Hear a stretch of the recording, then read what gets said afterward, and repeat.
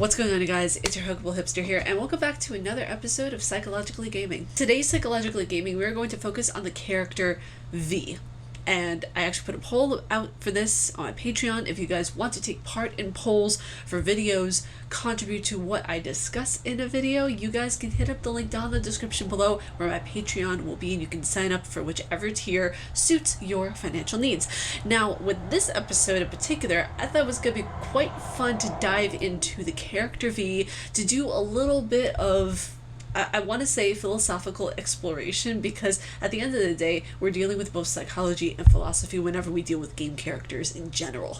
And there's one thing that actually struck me as very interesting whenever I was looking at the character V, not only how, human the character is, because in essence the character V is a human that has cybernetics and implants and all that kind of stuff, but we look at the character, and from one of the notes that I actually saw in the game, we have the term cyberpsychosis. Now, what I find really fascinating about cyberpsychosis is the fact that it only inflicts those who have already had psychotic tendencies or psychopathic tendencies before having their implants. So once they have their implants, those psychopathic tendencies are enhanced tenfold. The idea of these implants were kind of taken from the concept of vets, of people who actually use these on a day-to-day basis, but it's also enhanced in a way of where it's in the future, years and years in the future, where we can see humans actually needing these implants or going completely haywire and using these implants to basically destroy mankind. Which we see that kind of like balance in the game of where people actually use it because they need it, or they use it because they want it and it's a shiny thing and they must have the shiny thing in order to feel powerful. We can also say that there's a little bit of a god complex that goes along with these cyber implants, if you will, because the person who has them feels unstoppable. So take for example the character Atom Smasher. Atom Smasher is a perfect example of a god complex gone wrong.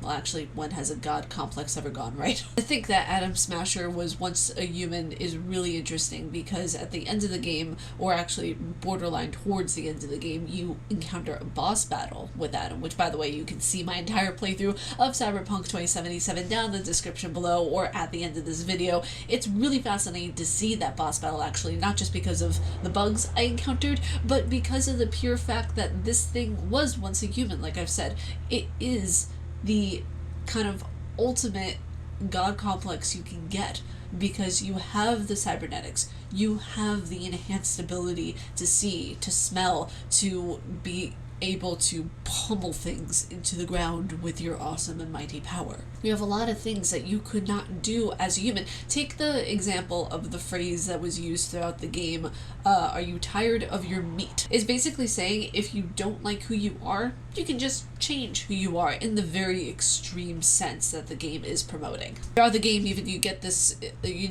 sense that V is always questioning themselves. They're always on the brink of this self-discovery in a way, depending on what ending you get, because there are 5 endings within the game, but there are god complex, there's cyber psychosis, or cyber psychos as they're called within the game, of where any time that you see these cyber psychos, they are, I feel like, an enhanced version of what they would be as a human being. So going along with the thesis that, hey, these things, these cybernetics, if you will, enhance what you already have, what would it be to, I don't know, a person who has Tourette's syndrome? Or what would it be to a person who has schizophrenia? Or what would it be to a person who has dissociative identity disorder? How would these cybernetics, how would these cyberware affect the person that way? How would it just affect a normal day-to-day person?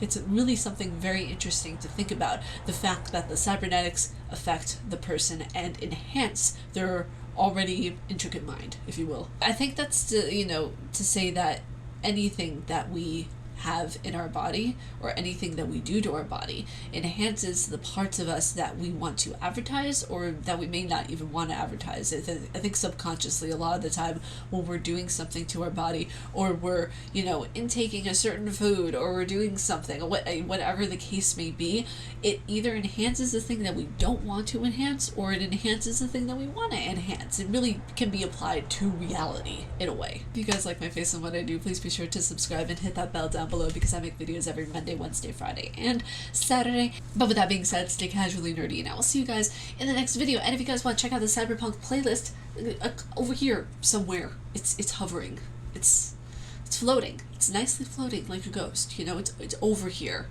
Just click on it. You know you want to. Just click, just do a little tap, if you will, you know, just click it.